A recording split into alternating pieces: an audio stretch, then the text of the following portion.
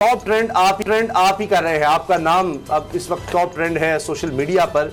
ये माजरा क्या हुआ? वैसे तो आप मशहूर हैं ही, टॉप एंकर हैं पाकिस्तान के सहाफी जबरदस्त, मगर ये सारा किस्सा क्या हो गया? मेरे ख्याल में इसको स्पेसिफिक नहीं करना चाहिए और वो ये इतना छोटा सहाफियों को इस लेवल तक नहीं जाना चाहिए कि हम इन चीजों को बार बार जो है वो डिस्कस करें और अपना सहाफी टाइम ज़ाया करें। मैं बात करना अगर आप किसी और पॉलिटिकल इशू पे बात करें तो वो मेरे ख्याल में ज्यादा बेहतर होगा। बहरहाल मैं इसका ब्रीफली आपको ये बता देता हूँ कि सवाल पूछना जो है वो हमारा हक है और वो हम पूछेंगे, और जब कोई हमें रोकेगा तो हम नहीं रुकेंगे, जबरदस्ती रुकेगा तो बिल्कुल नहीं रुकेंगे, कोई ब्लैकमेल करेगा तो फिर उसको हम बताएंगे। ठीक है, अच्छा चले अब सियासत पर आ जाते हैं। ये बताएं कि ये जो एक मिनट और उन सब लोगों का बहुत शुक्रिया, उन सब लोगों का बहुत शुक्रिया। मैं सो गया था सुबह फजर की नमाज पढ़ने के बाद, और उस वक्त जो है वो कोई मेरे खिलाफ ट्रेंड बना के, कोई लोग जो है वो पेड किस्म की ट्रेंड बना के बड़ी कोशिशें करके वो चलवा रहे थे। लेकिन जब मैं जोर की नमाज के लिए, क्योंकि मैं फजर के बाद सोता हूँ तो जोर के वक्त उठता हूँ, मेरी ये रूटीन है, तो जब मैं जोर की नमाज के लिए उठा तो वो पता चला कि मैं खुद ही टॉप ट्रेंड बन गया बाद में। तो वो उन सब लोगों का बहुत शुक्रिया, उनकी मोहब्बत की बड़ी मेहरबानी। ठीक है, चले ये बताएं कि इस वक्त एक और ट्रेंड भी चल रहा है, हुकूमत बदलने का ट्रेंड है, और उसमें हर कोई अपने बयान दे रहा है, कुछ समझ नहीं आ रही। पीपल्स पार्टी कहती है कि जी ये इन हाउस तब्दीली हो जाए, कौमी हुकूमत टाइप बन जाए, क्योंकि सिंध में शायद उनकी हुकूमत है, वो नहीं चाहता कि मिड टर्म इलेक्शन हो। नून लीग मिड टर्म इलेक्शन का जोर लगाना चाहती है। ये कोई इत्तेफाक इनमें हो सकेगा? बाद की बात तो बाद में आएगी। देखिए, बड़ा प्रॉब्लम यह है कि पीपल्स पार्टी और नून लीग एक दूसरे पे एतबार नहीं कर पा रहे। हुकूमत गिराना इन दोनों की दिली ख्वाहिश है और इन दोनों को इस वक्त बहुत ज्यादा जरूरत है इस हुकूमत की गिरने की। पॉलिटिकली भी इनको ये हुकूमत सूट नहीं कर रही, इनके केसेस में भी सूट नहीं कर रही। तो हुकूमत और अपोजिशन को चाहिए कि हुकूमत को गिरा दे। अगर उनको लगता है कि हुकूमत डिलीवर नहीं कर रही, हुकूमत जो है वो गवर्नेंस नहीं दे रही, लोगों के हालात ठीक नहीं कर रही, तो अपोजिशन का ये हक है कि वो आईनी तरीके से और जमहूरी तरीके से हुकूमत को गिरा दे। लेकिन सबसे बड़ा मसला ये है कि दो बड़ी पॉलिटिकल पार्टीज जो हुकूमत को गिराने की काबिलियत रखती हैं, जो इसके लिए माहौल बना सकती हैं, वो एक दूसरे पे ट्रस्ट नहीं कर रही। जरदारी साहब को ये लगता है कि जिस वक्त हम दोनों मिलकर इमरान खान की हुकूमत गिराने लगेंगे तो PMLN एस्टेब्लिशमेंट के साथ डील करके कोई फायदे हासिल कर लेगी अपने केसेस में, और इसी तरह से PMLN को ये लगता है कि जिस वक्त हम इमरान खान की हुकूमत गिराने लगेंगे तो पीपल्स पार्टी हमारी पीठ में छोड़ा घोंप देगी, जैसे उन्होंने बलूचिस्तान में घोंपा था। तो वो दोनों एक दूसरे पे एतबार नहीं कर रहे। असल मसला ये है, अगर इन दोनों को एक दूसरे पे ट्रस्ट हो तो इमरान खान की हुकूमत को मेरा नहीं ख्याल कि ये एक दिन से ज्यादा बर्दाश्त करेंगे। अच्छा इमरान साहब, आपके पास अंदर की इंफॉर्मेशन होती है, इस वक्त सबसे बड़ा जो इशू चल रहा है वो -1 है। अपोजिशन कह रही है कि हुकूमत के अंदर बेचैनी है, हुकूमत के अंदर लोग हैं जो -1 करना चाह रहे हैं। हुकूमत ये कह रही है कि जनाब -1 अपोजिशन का शोशा है। फैसल बावडा कह रहे हैं कि जिसने -1 की बात की उसको चीर के रख देंगे। इमरान खान साहब जो है वो कह रहे हैं कि जी -1 हो भी गया तो फिर भी अपोजिशन जो है इसके साथ एहतसाब इनका जारी रहेगा, जो भी मेरी जगह पर आया। तो ये मुतज़ाद बयानात आ रहे हैं, अंदर की कहानी है क्या -1 की? इमरान खान का प्रॉब्लम ये है कि आप इमरान खान के सामने कोई भी एक सिनेरियो रख दें तो वो अपने आप को तज्जिया करने से नहीं रोक सकते। उनके सामने एक सिनेरियो आया कि इस्तीफा दे दो, -1 करवा देंगे, तो वो अपने आप को तज्जिया करने से रोक नहीं सके, और यही उन्होंने गलती की। इस बारे में उनको बात नहीं करनी चाहिए थी। दूसरी बात यह है कि पाकिस्तान तहरीक इंसाफ में सब लोगों को अपनी औकात का पता है कि इमरान खान के बाद दे आर जीरो। जैसे PMLN में नवाज शरीफ के बाद कोई भी अपना पैरों पे खड़ा नहीं रह सकता, जैसे भुट्टो फैमिली के बाहर पीपल्स पार्टी खत्म हो जाती है, ऐसे ही एक आदमी इमरान खान है, उसके बाहर उसकी पार्टी खत्म हो जाती है। और इमरान खान का इस सिस्टम में स्टेक सिर्फ इतना है कि जिस दिन आप उसको निकाल देंगे, प्राइम मिनिस्टर की सीट से हटा देंगे, तो अपनी पार्टी में तो दूसरे किसी आदमी को वज़ीर आज़म बनाने से बेहतर है सब्जियां तोड़ देगा, या वो ये सिस्टम ही खत्म कर देगा, या वो एक प्रोटेस्ट के मोड में चला जाएगा।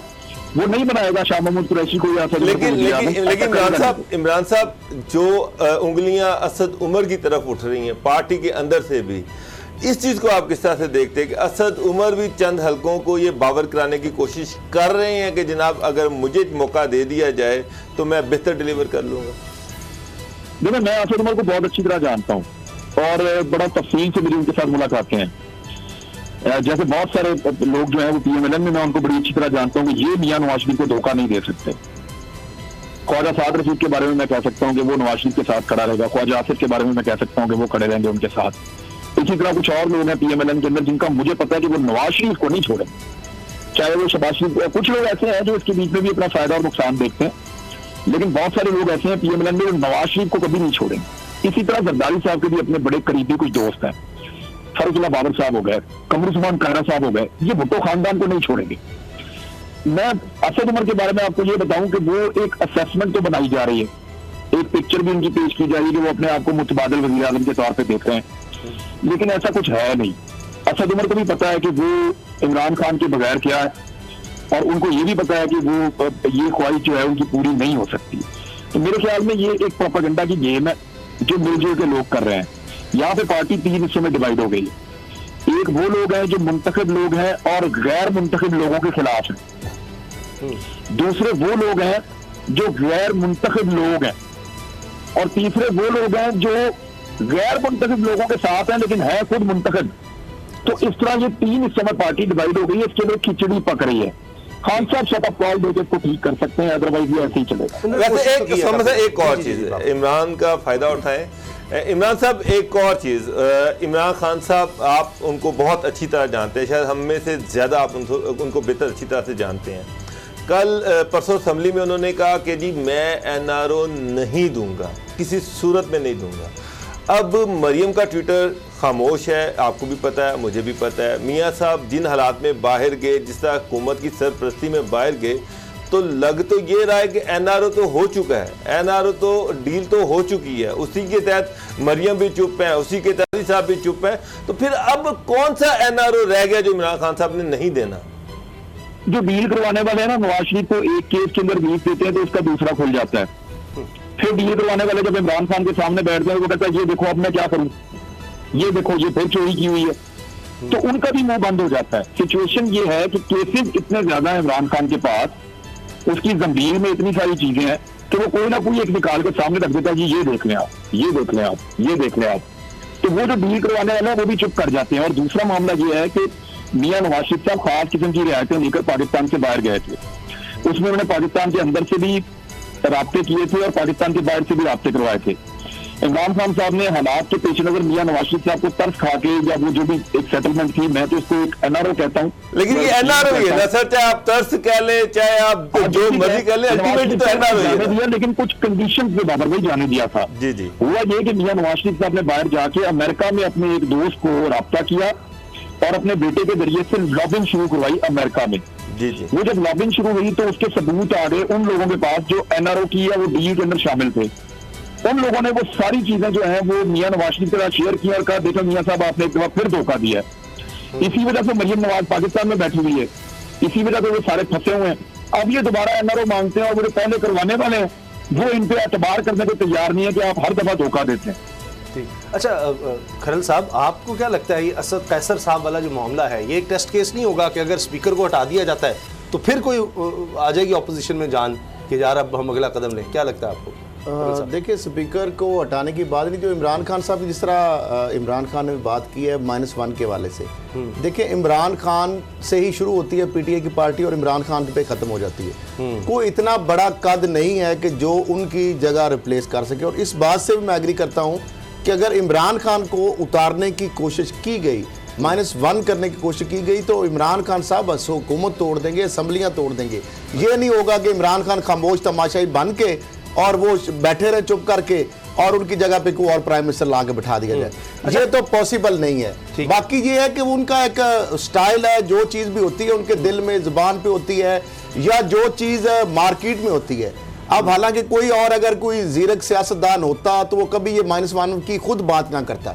उन्होंने खुद बात करके इस चीज को, अपोजिशन की जो कॉन्स्पिरेसी एक थ्योरी थी उसको मजबूत किया है, बात की। अच्छा इमरान, ये बताएं कि अभी बिलावल भुट्टो जरदारी साहब की ब्रेकिंग भी टिकर्स भी चल रहे हैं हमारे चैनल पर, वो कह रहे हैं कि जी इमरान खान के अलावा आवाम को कोई भी कबूल है, इस तरह की वो स्टेटमेंट दे रहे हैं। तो इसके लिए कम से कम मिनिमम एजेंडे पे अगर ये असद कैसर साहब वाली बात की स्पीकर को हटाएं, उससे तो उनके हौसले बुलंद हो जाएंगे अगर इसमें कामयाब हो गए। अगर नहीं तो ठीक है, उनका ये राइट है, वो स्पीकर के खिलाफ तहरीक-ए-एतमाद लेकर आए, वो प्राइम मिनिस्टर के खिलाफ तहरीक-ए-एतमाद लेकर आए।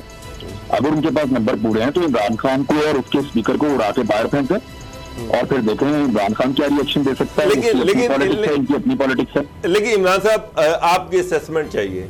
असेसमेंट ये है कि मैंगल गवर्नमेंट से नाराज है लेकिन वोट डालता है, चौधरी गवर्नमेंट से नाराज है लेकिन वोट डालते हैं। अभी उन्होंने सबने बजट पास करवाया।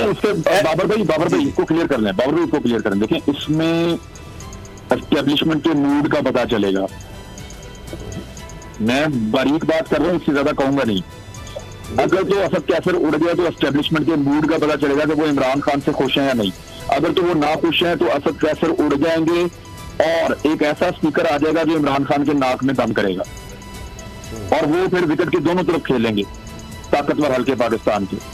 और अगर वो इमरान खान के साथ उनका मामला ठीक चल रहा है एस्टेब्लिशमेंट का या पाकिस्तान के मुख्तदर हल्कों का, तो फिर असद कैसर कहीं नहीं जा रहा है। फिर एक और इमरान साहब एक और मासूम सा सवाल है, आपका क्या ख्याल है कि एस्टेब्लिशमेंट और इमरान खान के ताल्लुकात कैसे हैं? ये इंतहाई मासूम सवाल है। ठीक है, देखो मैं आपको बताता हूँ, इस वक्त एस्टेब्लिशमेंट को ना इंटरनेशनल लेवल पे एक ऐसे आदमी की जरूरत है जो उनकी बात को पहुंचाए। पाकिस्तान के अंदर के हालात अपनी जगह पे, कोरोना की वजह से हमें बहुत ज्यादा डिप लगा है। हो सकता है कोरोना के बाद हमारी इकोनॉमी खड़ी हो जाए और पाकिस्तान में इतना पोटेंशियल है कि पाकिस्तान अपने आप को सर्वाइव कर लेगा। लेकिन जो इंटरनेशनली आपको जो चीजें फेस करनी पड़ रही हैं, उन सारे मामलात में प्राइम मिनिस्टर इमरान खान ने पाकिस्तान की एस्टेब्लिशमेंट को जितनी सपोर्ट दी है शायद उनको पिछली 2-3 दहाइयों में नहीं मिली। और ये जो सपोर्ट है ये उसको जाया नहीं करना चाहेंगे। तो उस सपोर्ट को साथ रखना में मुझे सिर्फ यही एक वजह नजर आती है।